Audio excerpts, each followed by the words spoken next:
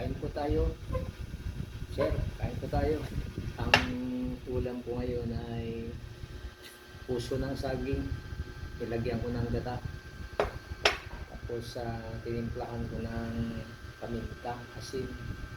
Tapos kamatis, buyas. Kain na po tayo. Kanina pa ako medyo malamig nga lang yung kanin ko. Wala lang akong magawa. Kaya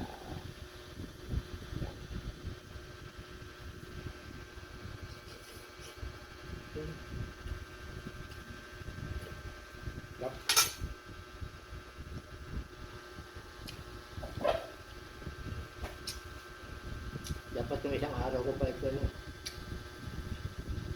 Gusto kong mag-ulam. Kaya nga ako nakita ng kaliwang puso ng saging.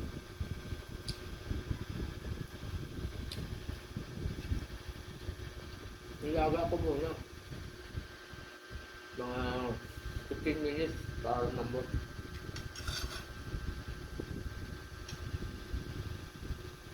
Tira kanina na tusino. Pag hindi kayain, masisira. Kaya ko naman ako tusino, kaya lang, masisira na.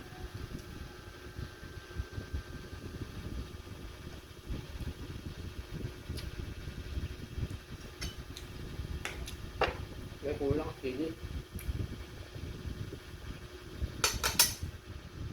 Tapos gusto ko po ganito luto. Yung lalaga mo lang, tapos lagyan mo ng gata. Yup, bukan nyo. Napakasarap. Lalo na kung may pritong galunggong. O kaya, tuyong-tuyo.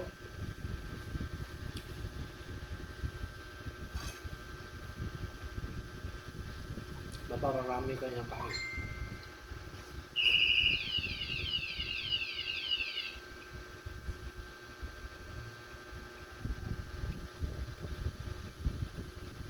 Lalala ko yung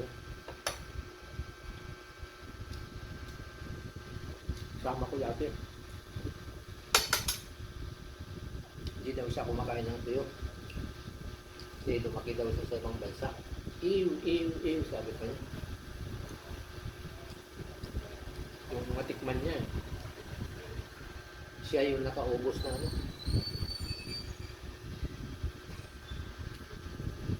yung ulam.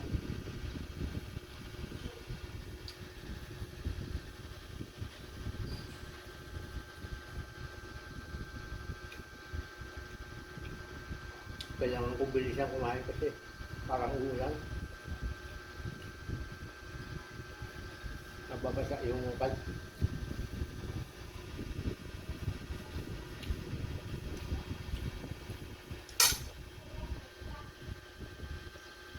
Gusto ko yung mabilis kumain. Ayaw ko yung mabagal kumain. Sabi ng kagay ko na veterano, sabi niya kailangan ka mabilis kumain. Baka abutan ka ng hapon, papagayin ka.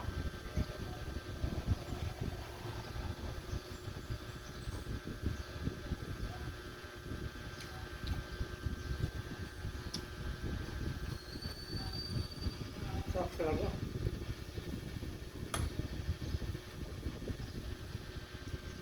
Parang mauubos ko ito. Ginaya ko lang naman ito sa kuya ko na may sa puso ng saging. Grabe. Saka yung puso, yung gata, huwag nang iluluto. Kaliwa lang na ingredyo. Sarap.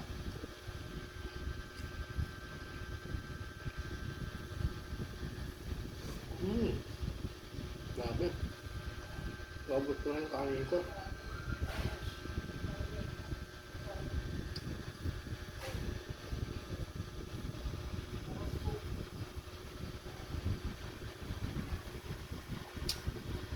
Mura lang puso ng saging.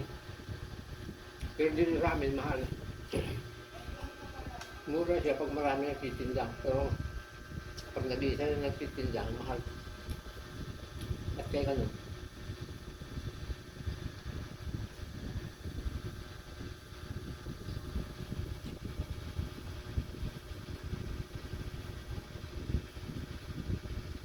Masarap ba yung subukan nyo?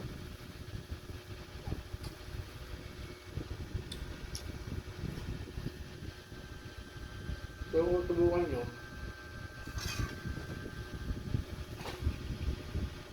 piliin nyo yung sariwa.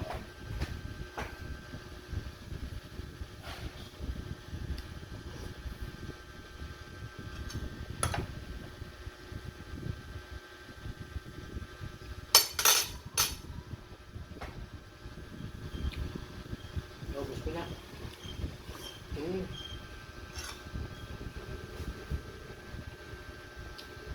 Sabi ng tatay ko, dito nyo, paparating ng hapon.